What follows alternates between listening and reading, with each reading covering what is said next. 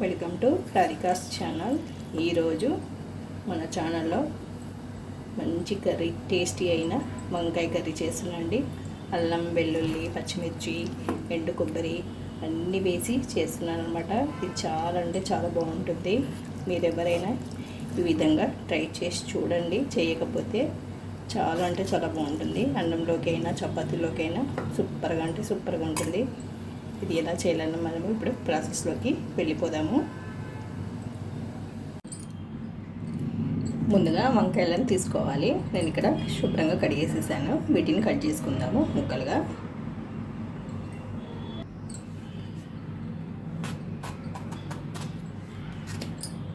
పుచ్చులు ఏమైనా ఉన్నాయేమో చూసుకొని కట్ చేసుకోండి.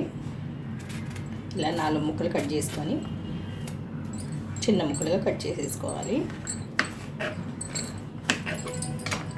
ఈ సైజు ఉంటే సరిపోతుంది. వీటిని ఉప్పు వేసిన నీళ్ళలో వేసేసుకోవాలి. ఆల్రెడీ ఉప్పు వేసి పెట్టేశాను.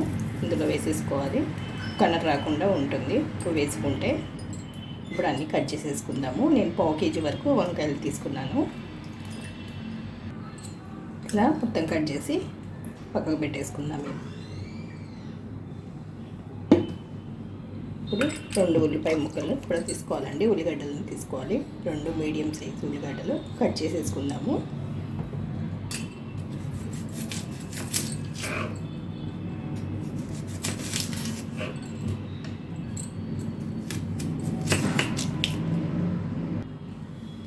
ఇలా పొట్టు తీసేసి చిన్న ముక్కలుగా కట్ చేసుకోవాలి.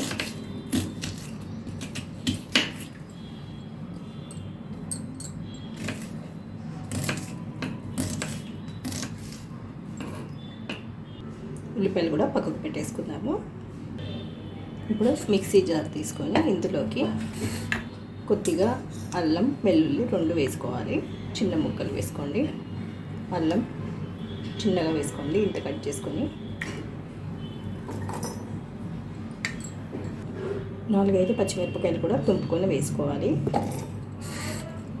మిక్సీ పట్టుకోవాలి. ఇలా పట్టుకొని పక్కకు పెట్టేసుకోండి. స్టవ్ వెలిగించుకొని కడాయి పెట్టుకొని ఇందులోకి ఆయిల్ వేసుకోవాలి. ఒక గరిటె వరకు ఆయిల్ వేసుకోండి. ఆయిల్ని వేడెక్కనివ్వాలి. ఇందులోకి జీలకర్ర, ఒక 1/4 టీ స్పూన్ జీలకర్ర, అలాగే ఆవాలు కూడా వేసుకోవాలి. 1/4 టీ స్పూన్.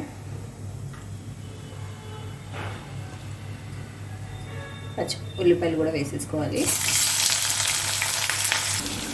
ఇందులోకి కరివేపాకు కూడా వేసేసుకోవాలి. ఉల్లిపాయ ముక్కలన్నీ వేగిపోవాలి కొద్దిగా.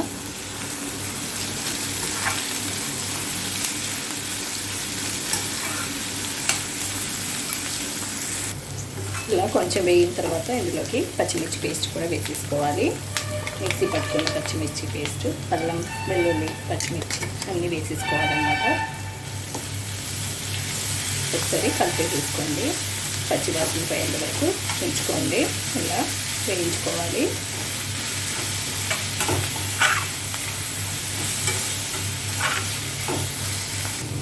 ఇందులోకి ఒక 1/4 టీ స్పూన్ పసుపు కూడా వేసుకోవాలి.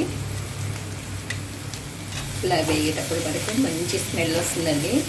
అల్లం, వెల్లుల్లి, పచ్చిమిర్చి చాలా బాగుంటుంది. అసలు స్మెల్ చూస్తేనే తినేయాలనిపిస్తుందండి. ఈ కర్రీ, వంకాయ కర్రీ చాలా బాగుంటుంది.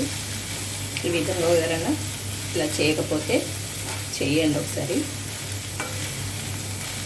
అలాగే నా వీడియోస్ కొత్తగా చూస్తున్నట్లయితే నా ఛానల్ని సబ్స్క్రైబ్ కూడా చేసుకోండి.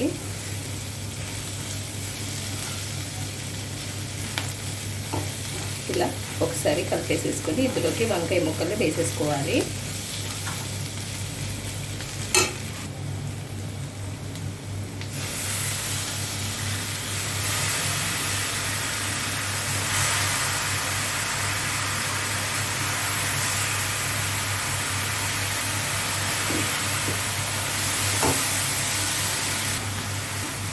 ఇలా మొత్తం కలిసే విధంగా కలిపేసేసుకొని కొద్దిగా వాటర్ వేసుకొని మూత పెట్టి మగ్గనివ్వాలి వంకాయలను.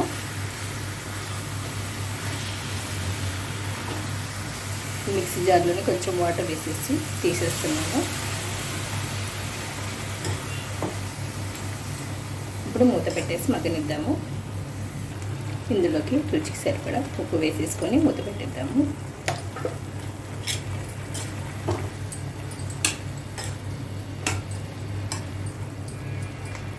ఉడికేంత వరకు మూత తీసి మధ్య మధ్యలో చూసుకుంటూ ఉండాలి.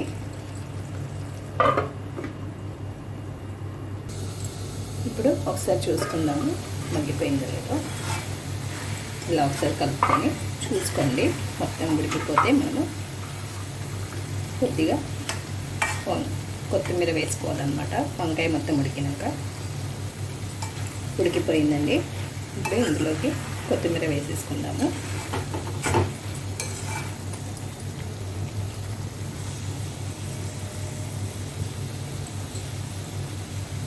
అలాగే కొంచెం కొబ్బరి పొడి కూడా వేసుకోండి. కొబ్బరి పొడితుంటే కొంచెం మనకు టేస్ట్ అనేది బాగుంటుంది.